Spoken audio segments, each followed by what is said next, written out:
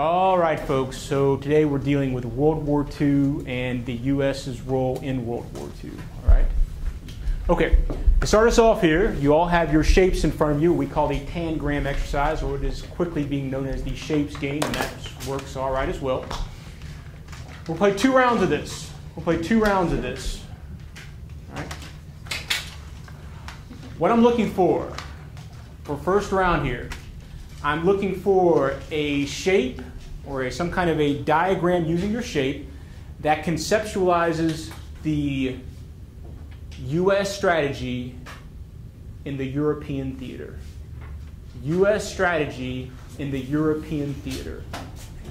I'll give us 3 minutes. European strategy U.S. strategy in the European theater. Here we go. I know. What a great day for Vaughn not to be here, right? So we got to think about this here. What was? Oh wait, is it the U.S. dominating force in the European theater? And before America came into the war, Britain and France was being taken over by Germany. Britain was struggling, and then once D-Day came, America stepped its presence in the European theater. What was the tactic for taking back Europe from German and Italian hands? How was the strategy that we used? Oh man, didn't they basically surrounded them all in front. Right. They captured them completely around. They cut off all trade. That's exactly right. Made them in one little area. Like a large siege, if you will, Yes. of Germany. I think that's how I go with that. Right. That's one. The value of having, the value I think of just the shape of my classroom, how I design my classroom. Let's be frank here. The design of your classroom communicates to students what you want to get out of them. My class is in a semicircle or half moon shape. So it says to them right away, I'm looking to create an antiphonal kind of classroom where there is communication between them. But each grouping are grouped into 4, which allows me to, if I want to have groups of 4, that's great. They're also paired next to each other. If I want to have groups of 2, that's great as well. The value of groups or having them communicate is that whereas one student may lack something in knowledge, the other student may have picked something up, and they can teach each other. I find quite a bit as just passing around them, listening to them, they will, in many cases, serve as the teacher of objective facts often, where I may miss something over and miss something altogether. Before they step in, that's great. That's good. Fine. Excellent. Underneath it.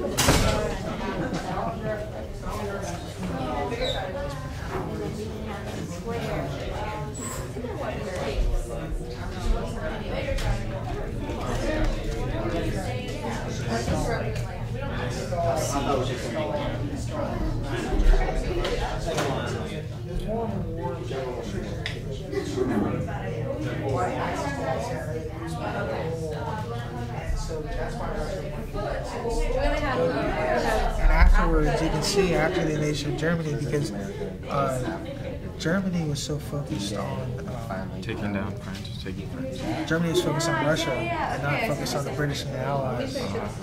So, and after the invasion, they had the British and the Americans to deal with, along with the Russians. So they're 50 seconds left. 50 seconds. 50 seconds. Too much on the east side. And then when they invaded, when D-Day happened, a lot of the Russians to advance, and then a lot of the Americans to advance, because Germany had a war on 2 fronts. East is Russia, right? And north so you had kind of basically surrounding all sides. Yeah, 30 seconds. 30 seconds.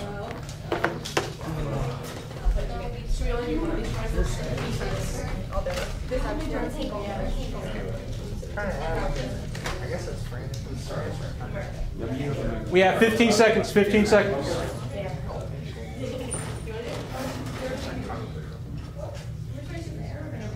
10 seconds. 10 seconds. 5 seconds. 5 seconds. All right, go to the board. Go to the board. Activating background knowledge is very important.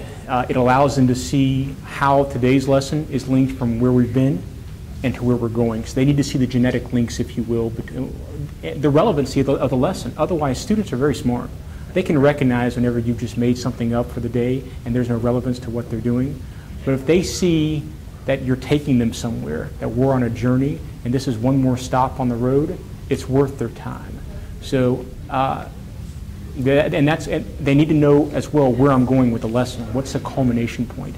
And that's what the question on the board helps out. Okay, so we want to think about European strategy or U.S. strategies for taking back the European front. Things that I think about whenever I think about the European theater, if you will, would be the containment strategy and the endeavor to, of course, sweep in through North Africa, liberate Italy, and eventually, of course, by 1944, D-Day, in which we liberate France. And, of course, on the Eastern Front, we should always think about Russia with Stalin pressing forward into Germany, essentially like we have containing this, pushing Germany back. So let's see what we have here. Assuming this is exactly what we're going with right at this point. We have the U.S., of course, sweeping upwards. We have also eventually proceeding northwards into France and eventually pushing into Germany with the Battle of the Bulge. And of course, on the other side, we have Russia. Containment? Yeah. Nicely done. Good stuff. Okay.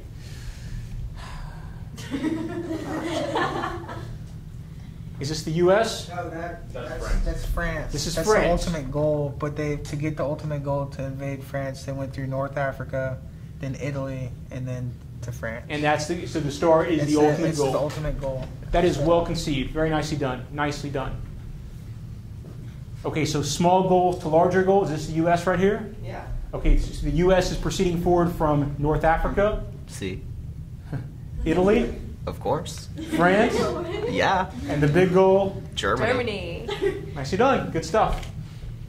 Okay. Okay, this is very abstract here. That's okay. That's okay. Let's see what we got here. Okay, I need some help here. It's a foot. It's a foot. Yeah. Hold up. It's Hold a, up. Okay. So it's a. One at a time. Skinny limb. That's a leg. That's Okay. the leg, and then that's the foot with the upside down triangle. Is this right? an the ankle star. burner here? Well, it's like saying that it's the Allies. And Oh, okay. They're putting their foot on. Europe. Huh? Foothold in Europe. Foothold in Europe. Yes, that's good. Yeah, good. Nicely done. That works. Okay. They are bombing Tennessee. They are bombing Germany. Germany, okay. So this is a key part of the strategy, right? They're going to go through, soften up the land with bombs to make it easier for their infantry to move in. Good. Works well. Yeah. Yes. Is this the idea of proceeding from one point to another? Is this the U.S.? Yes. Okay. And they're moving forward to France? No. Okay. That's them pushing Germany back in Stalingrad. Ah, interesting. Interesting stuff here. And this is Germany. This is Germany. Okay, yeah, good. Nicely done. Nicely done. All right, now for I think the second one's probably the easier of the two, I think. So I've asked you for the U.S. strategy into Europe. It makes sense now to ask you about the U.S. strategy in the Pacific. Get your shapes. 3 minutes. Here we go.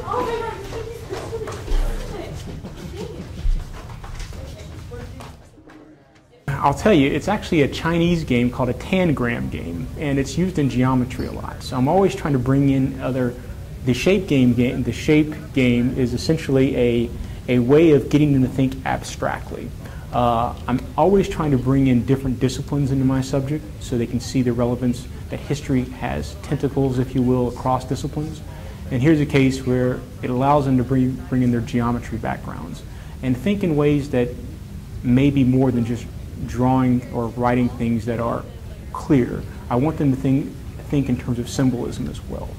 And if they can conceptualize that way, I can create deeper thinkers. Okay, that works. All right, ladies, what's your plan here? What do you think? How we Their strategy, and like a big portion of the strategy was taking over the islands that are in the Japanese area. it's like We thought we were gonna power Yeah. going Yes, in. that's exactly right. The method is called island. Island. Good. Ladies, what are you thinking there? Stopping expansion. So you also have a containment strategy there, stopping the expansion of Japan any further in the Pacific. Yeah, I like it. It's good. Good. All right, ladies, what are you thinking? Well, they basically went through the Pacific and took all the small islands leading to Japan, and then once they got there, they used the B-29s to bomb them.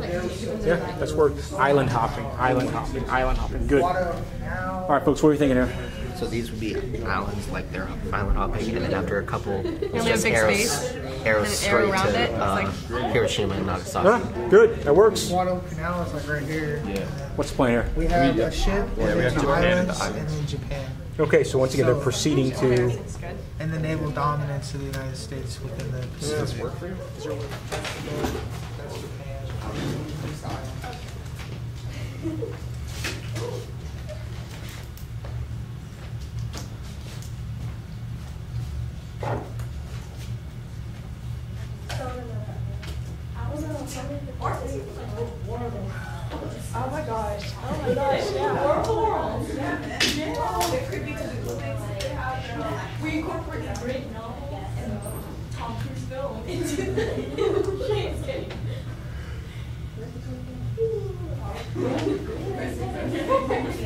Wow, we had the same exact thing as you guys. Yeah. Same idea.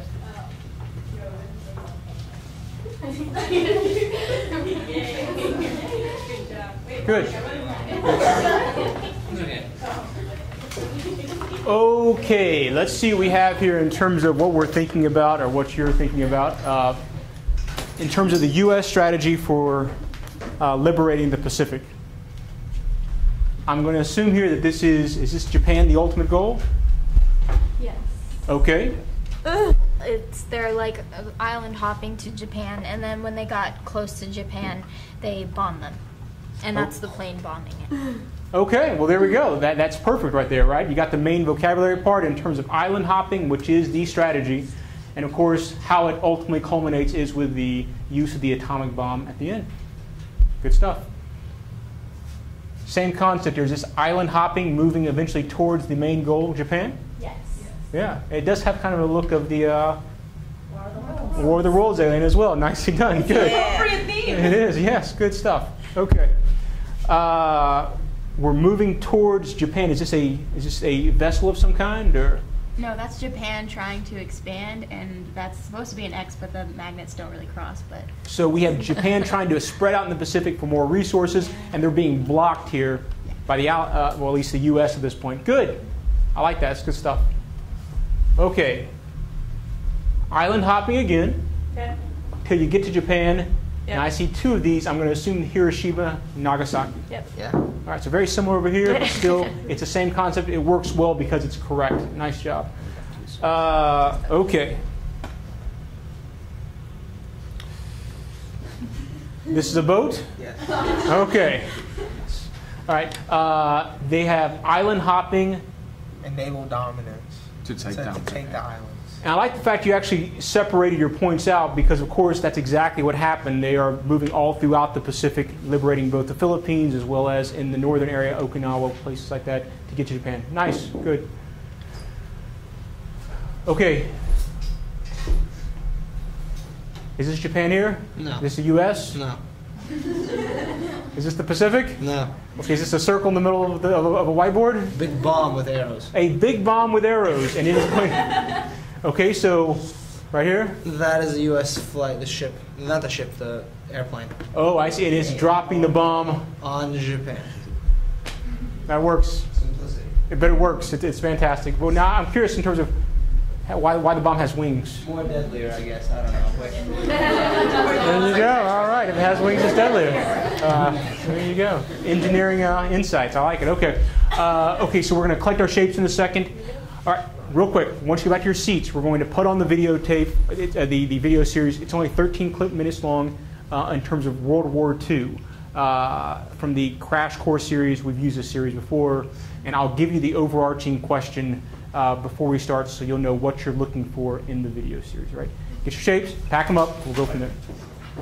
All right, this is the fast talker, folks. So of course we've got to keep up with him, but it's also, as always, has a great deal of a wealth of knowledge here.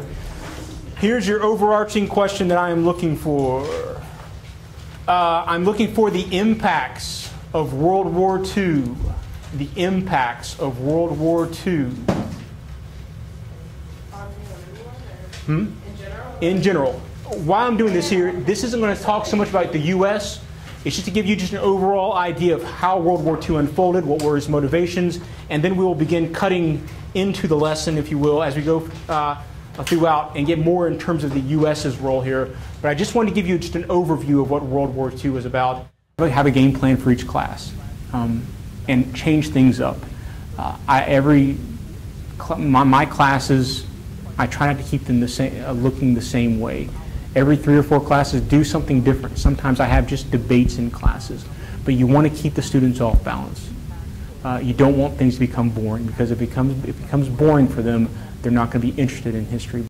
Sure. See what kind of questions you have, because it's really fascinating. You think about U.S. history. This is one of the prime highlights of U.S. history is World War II. All right. I mean, this is whenever we become post-World War II a superpower. You have that 8th-rate soup strainer. I'm not even going to acknowledge your existence.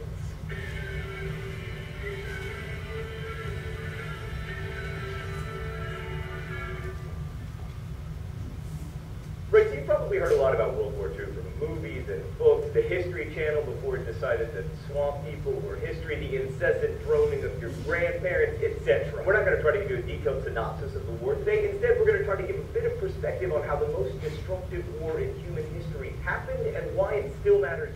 Okay, here's what I need. I need 3 questions. 3 questions regarding the video. It can come from your notes.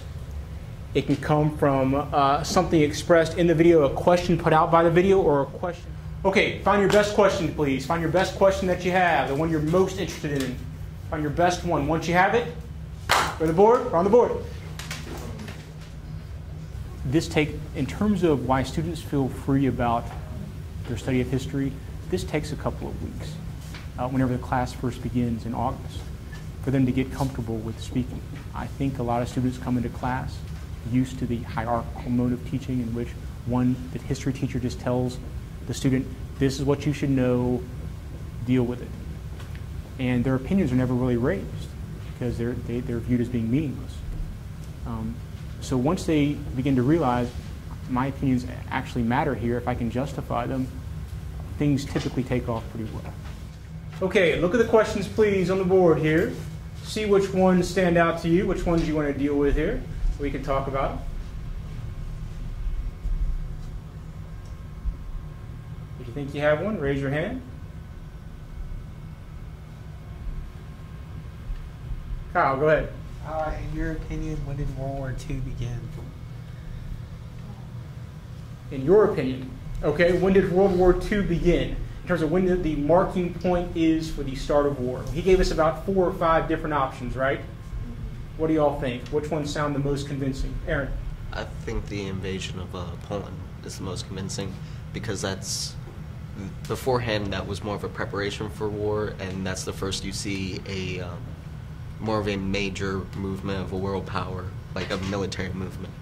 Okay, now I wonder if that's, is that very European centered at that point? Is it the first maybe start of the European start of World War II? Yeah, because at that point, that means that there were conflicts in China with Japan, but so it would have been, it's more widespread, it's more of a world war at that point, not just a dispute between 2 countries. And after that point, Germany continued to expand into other countries. Okay, it's in Norway. That's fair.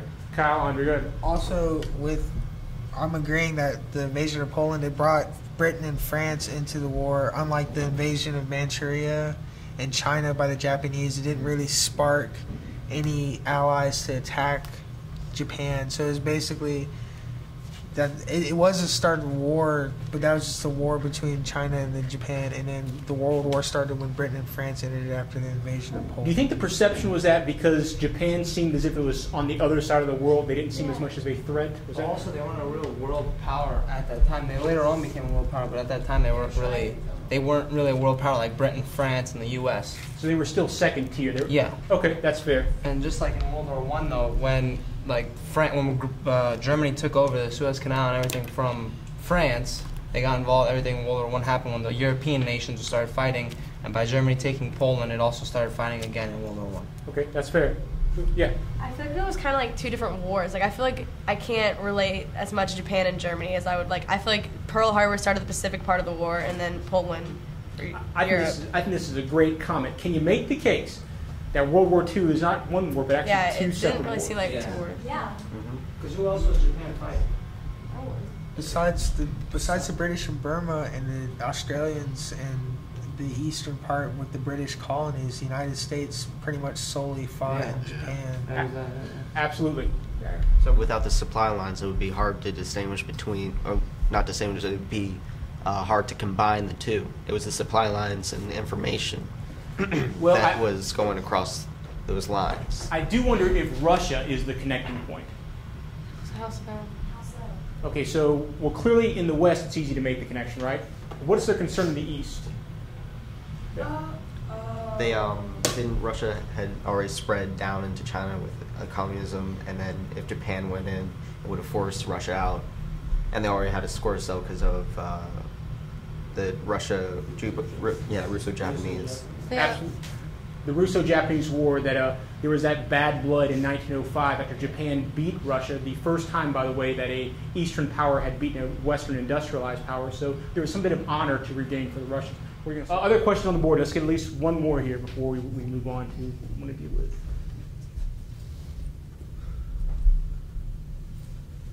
Daria. What was the treaty between Germany and Russia? There's a non-aggression pact. Yes, the one that, of course, Hitler breaks before Stalin. Because there's a classic political cartoon, by the way, from about 1941, with Stalin and Hitler walking hand in hand, and behind both their backs they have a gun waiting to pull on the other, and they're both walking towards oil fields. All right, so the idea is that if Hitler wouldn't have turned on Stalin, or Stalin would have done the other way. Stalin would have invaded Germany because he even said it himself. He thought Germany wouldn't be totally prepared to invade Russia until 1945. So they were stocking up. You can see the Russians were stocking up militarily, but slowly, and then the Germans just blindsided them and attacked them first. I want you to wrap your head around the loss of life in Stalingrad. 2 million people. That's Jacksonville 2 times over.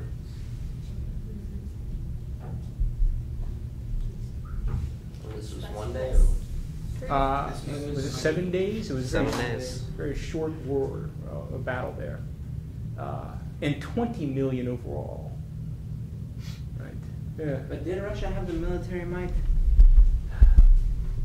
They had caught up to some degree through Stalin's 5-year plans, but they were still behind. That's what I was wondering, because I feel like they didn't invade Germany because they weren't ready. Like, they weren't ready to do it at all. They like the frontal assault a lot. They just like to throw a bunch of people at one position, and then, I mean, there was even in Stalingrad, there was guys who didn't even have guns, and they just rush these German positions, machine gun nests, and Ulysses Grant would have loved to have Russia. Would have loved to have Russia at his disposal because it was their kind of idea. I know in World War I they didn't have a lot of railroads, but with the 5-year plans, had Russia expanding their railroad system? Because it's a very big country and they have a lot of people, but it would be hard to move. They had it caught up very much so in terms of their industrial might, in terms of railroads as well.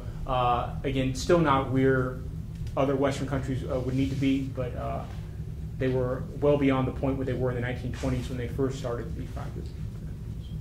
I'll take one more question. We got to move on. Yeah, I'm going to ask my own question. Okay. But why do we hear so little about the other countries' involvement, like Canada and Argentina? Yeah, I didn't even Like, why do we only? Yeah, me either. I wasn't aware. Yeah, this is a great question. This is exactly why folks have begun the course called World History has started up, I guess, in the past 10 to 15 years or so to really think about what are the connections with other countries in global events like this. It's more than just about Europe. It's more than just about China. It's more than just about Japan. It was literally a global war. So we're just now starting to get more and more efforts put out to think about what was the impact, or how was South America involved in these wars? How was Africa involved in these wars? So it's a great question. Yeah. To go off of that, like, was there any significant changes in these countries after contributing? Like they said, Argentina put 40% of Britain's food during the war. I think the biggest impact post-World War in these non-industrialized countries or non-westernized countries, for example in Africa, is the decolonization movements. The idea of saying, okay, You've liberated the world to make it free. Now we want to be free. And that's exactly what happens in Africa with these various liberation movements. That's a great question. 1, 2, yeah. I mean, they say, like, it said on the video that Canada lost more people than the U.S. did in the war. But, like, in Per capita, just like not essentially. In general, though, is it? Do we hear little about the other countries' involvement because the war? People consider the war to be generally between The world powers. I think it comes down to a study of history. Traditionally, history has been very Western focused, and U.S. history has been very U.S. centered. I think it's just because the Eurocentric nature of studying history for the past however long, 100 years or whatever, has been focused on the primary powers as opposed to the peripheral powers. So we're just now starting to get that. What was the purpose of Canada entering though in the first place? Like, did like Britain or us appeal to them? Like, hey, we need some people. Can you like join us? Or like, did they just decide that it was morally like obligated to join? Like, why did they join in the first place? They're part of the Commonwealth. Yeah, they're part of Britain. Yeah. Because They are Britain's people. Canada is part of Britain. it's hard to explain, but basically, essentially, they're their own country, but they still recognize the monarchy. Yeah. That's essentially like. Still monarchy. Still there's a monarchy. But spread But of it has no democracy. Does not matter. Spread of democracy. All right, Brown your study guides. Let's talk about the U.S. involvement in the world war specifically. I love Mr. Cason. Are these pictures from Captain America. Well, they just seem to make sense for this study guide here. Hold up, what's the hype? All right, the study guide is, I post on my website usually about a week in advance. It goes with the chapter, usually about 6 or 7 questions. And again, they are focused questions. They're not just really what kind of questions. They gear students towards the most essential points of the reading. At the top of the study guides, I generally put images, usually political cartoons. But we're dealing with World War II, so I knew that a lot of these students, they were probably Captain America was on their mind from, I guess, the last summer's movie. So I pulled out some Captain America propaganda posters, and lo and behold, every class has come in, they've had a positive remark to it. So it's just a simple way of trying to get their interest in other. For example, how I frame one of these questions: to what extent did Roosevelt as president experience an expansion of power as a result of war? That's an opinionated question as long as they can back up their arguments. Another question: agree or disagree, the American use of the atomic bomb on Japan was unnecessary and excessive? Again, it's open-ended based on their argument. Yes or no kinds of questions don't press the extent of critical reasoning. They've got to be able to show why they believe. We're producing citizens here. That's the end goal. We are producing citizens for the future, and they've got to know whenever they vote in the future why they're doing it, not just because someone looks a certain way or someone holds a certain belief. I want them to be able to substantiate their claims. Here, number 1, to what extent did Roosevelt as president experience an expansion of power as a result of the war? Now this is interesting because we think about the Great Depression as being an expansion of presidential power. We can make the case that a war actually expands executive power more than social events. But we'll get to that question in a second. Yeah. Well, in this case, he had to prepare the country for total war. And with stuff like the War Powers Act of 1941, it allowed him to have like a wider range of power, that which he was allowed to use to bring about like mobilization of U.S. population and economy. And he was able to like establish boards to control labor and prices and production. So, and like it's similar to how, like the Office of War Mobilization, which was created in 1943, it's another example, which is similar to like the purpose that the War Industries Board served in World War I. Good. Okay. He also received full support from Americans after the bombing of Pearl Harbor, because as soon as they bombed Pearl Harbor, then that's when we entered the war, and Americans were outraged by the loss, the extreme number of losses. So you're saying that loss essentially gave the president a blank check, if you will, to do what he needed to do at all costs? And they were supportive of him entering the war. Okay, that's fair.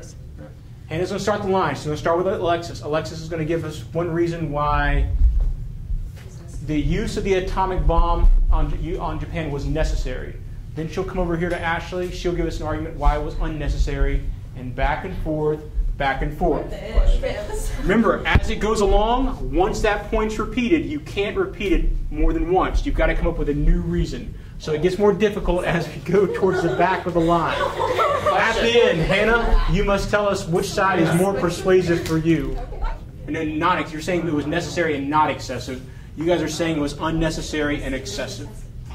Are y'all ready? No. Oh, this will be good. All right, let's go. Okay, so it was necessary because Japan was sitting there and they kept fighting. They had this extreme pride for their country, so they wouldn't give up. They had already been beaten out of Manchuria, and they weren't going to give up for their own island that they had fought over in the first place. All right, And well, this is called the upon Tunnel of expansion and, Truth. like, attempt to go and, like, And island hop and stuff they're like that, always, they realized that there's always a the great deal of island trepidation had over it, lasted- the Tunnel of Truth, but they about 6 actually, months. So they in that always sense, ask had- for it whenever we're they not had to doing it, so reevaluate I know they costs like before it. they realized that, Essentially, it further gives them an extension idea. won't Well, happen. it forces them to possibly take a position that they don't feel comfortable with. And they need to recognize that sometimes they have to argue a position that may not be their own and to see the other side of issues as well. But for the person who's passing through the Tunnel of Truth, it also compels them to take a stand. I typically choose, for example, a student who may be someone who typically is on the fence with issues in class, who maybe have a hard time making decisions. It forces that person to come to a conclusion. That was not it was not accidental that I chose that particular student, but once again, it's always good to see after they come through. She finished strong. She clearly knew what she believed. She had a reasoning. I was really proud of her. This class actually has it pretty good because they're small. I have a couple of classes which are in their 20s, which that can be very difficult. But again, it also presses the critical reasoning skill and also listening, because you have to think about what's not been said and where can I get my argument in. Ammo and fuel, eventually they would have deteriorated and eventually had to surrender. There was no need for that level of destruction. Oh, you took my only one. I told you I wanted to go last. Kind of adding on to what I think it was Cindy, or maybe it was Alexis, I don't remember, whoever said, the war in Europe was already over, like they were already ending, and you still have all these troops over in Asia trying to fight Japan, it's taking forever, and everybody else is like, dude, we're going home, like, why are you guys still in Japan? And they're like, you know what, you're right, we need to speed things up, let's just bomb them, because you gotta end it faster if everybody's already home. That's good. Okay, so the U.S. Navy was overpowering Japan, totally. And so the Navy wouldn't be able to compete with the U.S. Even though Japan kept going, eventually they wouldn't be able to compete at all, and the Navy just demolished Japan. Okay. So. All right. It was necessary as a way to show that they couldn't attack the U.S. again like they did in Pearl Harbor. It's a way to... That's good! Like, yeah, no. That was a good one. I guess Hitler died already, and they just excessively blew everyone else up. I don't know. I think that's my only one. All right. Well, I honestly don't have that much to say for this, I guess. come on. Well, the war was already over, and I guess they didn't want any more conflict with Japan and Russia, so they just bombed Japan. So it's a way of ending it. Yes. Getting it. Okay. Final with a strong note. Absolutely. You want to see? Do you have anything?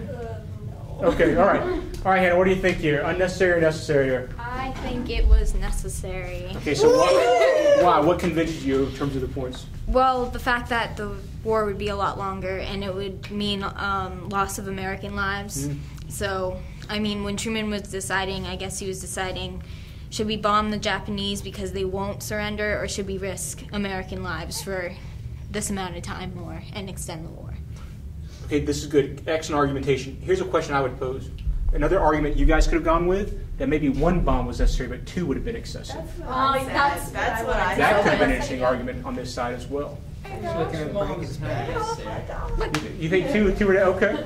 I don't know, because then you cut out all their will to live. Like, you cut off all their They will. said something about they had put in prior investments to use the bomb on I think it was Germany. Yeah, prior. So in that sense, I felt like it was kind of excessive in the sense that they were just the idea was, oh, you didn't use it in Germany, it's ready now, might as well use it. That kind of thing. Just that made it sound kind of excessive and unnecessary to me. Interesting. Okay. 1, 2, 3. You got to move on. Yes. Okay. I just want to emphasize that that's 1 million brothers, husbands. And Truman was thinking of the American people, and you're gonna send 1 million people to die, even though they don't really necessarily die, when you have this weapon that you can use to just end the war as fast Application as possible. of pathos. Okay. If I was on that side, I would have made the point that they put sanctions on Germany to control it, and that led Germany to being controlled by Hitler and expanding and eventually actually leading to World War II.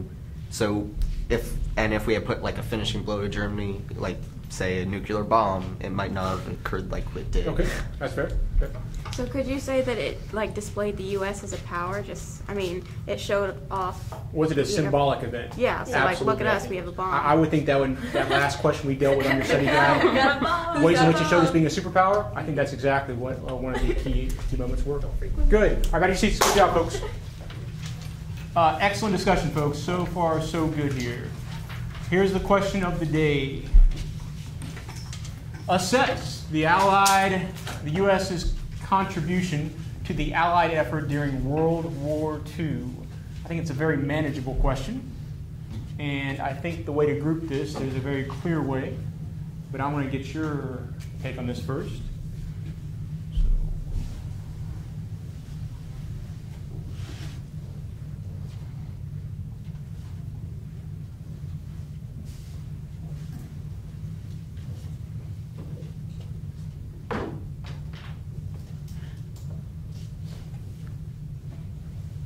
Assess the United States' contribution to the Allied effort during World War II.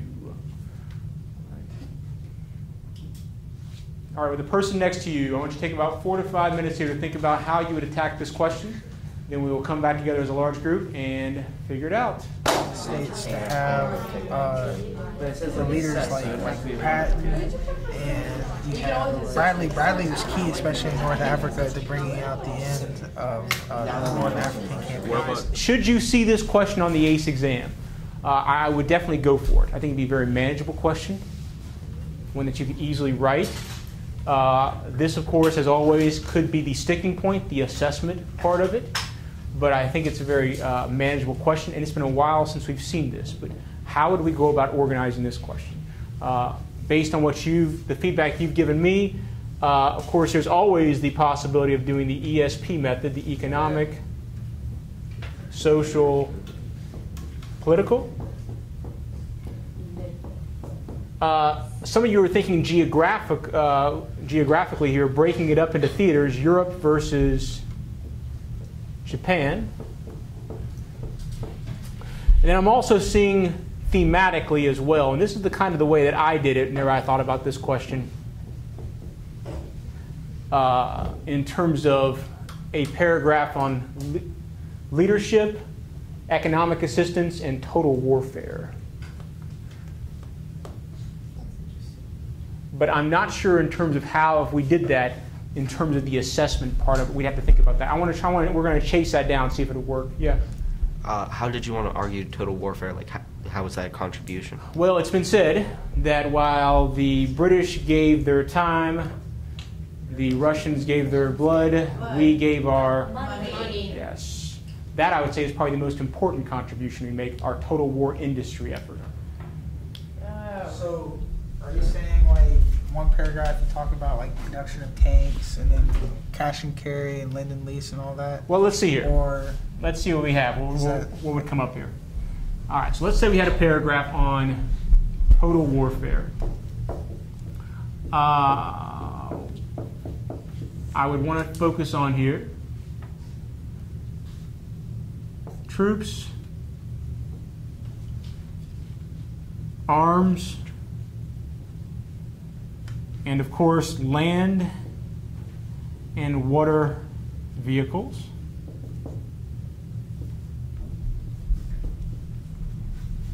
In terms of aircraft carrier, destroyers, things like that.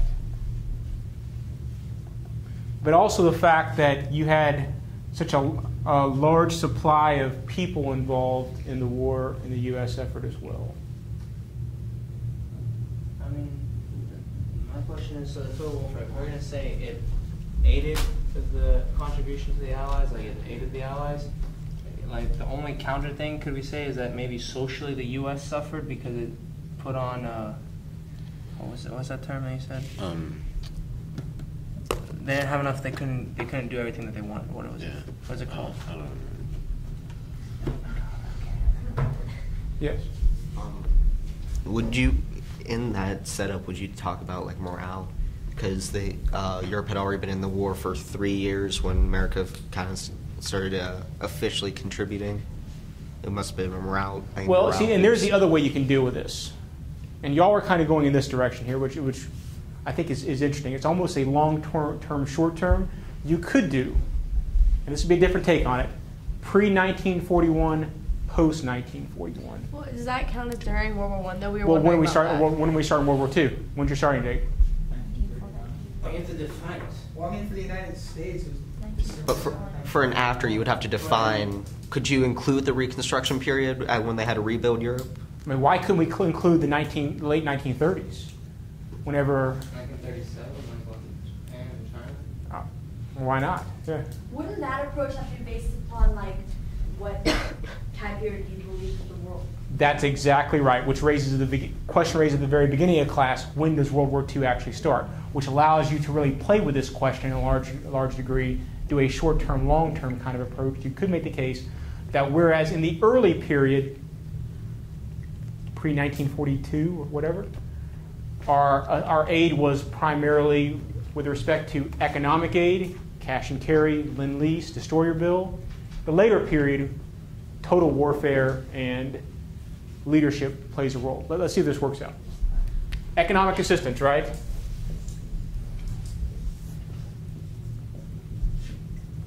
In our endeavor to remain isolationist here, we are not exactly physically involved. So once again, Lend-Lease, old cash and carry,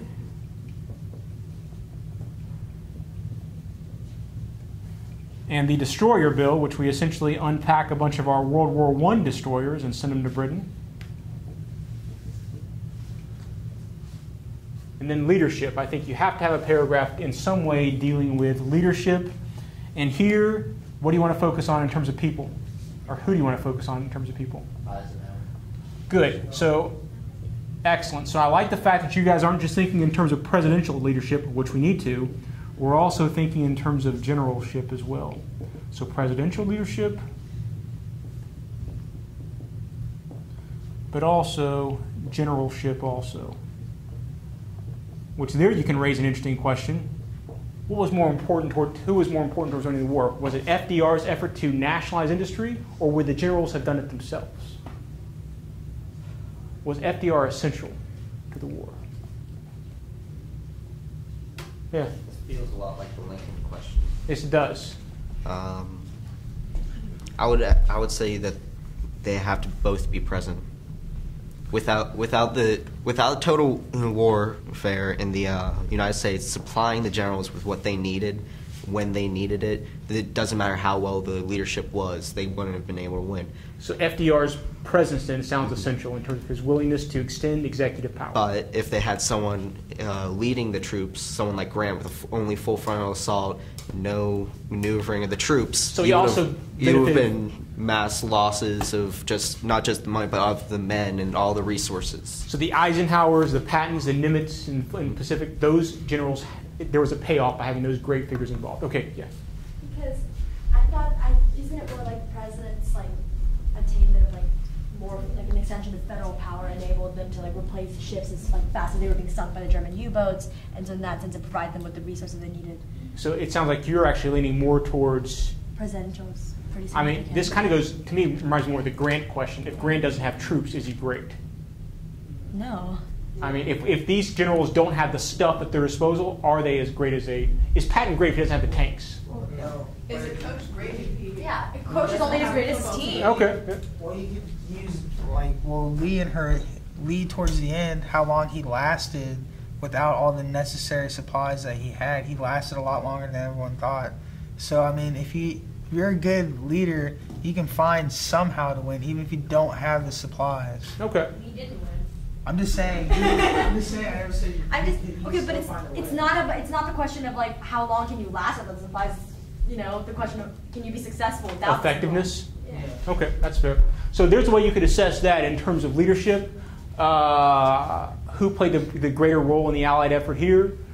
I think overall, though, I really like y'all's approach in terms of thinking, when does World War II, when's your starting point? If it's Poland, then again, you could make the case that early on we were simply our contribution was fairly limited to economics, but post Pearl Harbor, that's really where we begin to see, well, probably our greatest contributions are going to be our total warfare effort with our troops, our armaments, things like that. So I think I like that division there. That's good stuff. Yeah. I just had a thought pop in my head about Roosevelt. He was also key in keeping the alliance together with Churchill and Stalin. That's exactly right. I think we can't underplay that, because once he dies, Truman essentially falls apart in many cases. That's good stuff. All right, folks, we leave in about 3 minutes. I need a thesis statement, and then we'll wrap it up. And there we go. Folks, yeah, I'll turn it in, take it up. Put it on a separate sheet of paper, please. A thesis statement for this question here. I'll take it up, make sure your name's on it.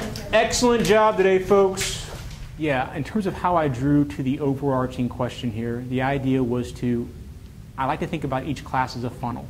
We're going to start large, and we're going to work down to a topic. So we started off the class thinking about just World War II in general.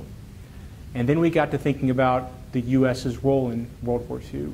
And then we really came to the most important topic of what was our contribution in World War II, and to assess that. The key word being to assess. Not just give me those points of how we involved ourselves, but I needed them to make an argument on what parts were our contributions the most important.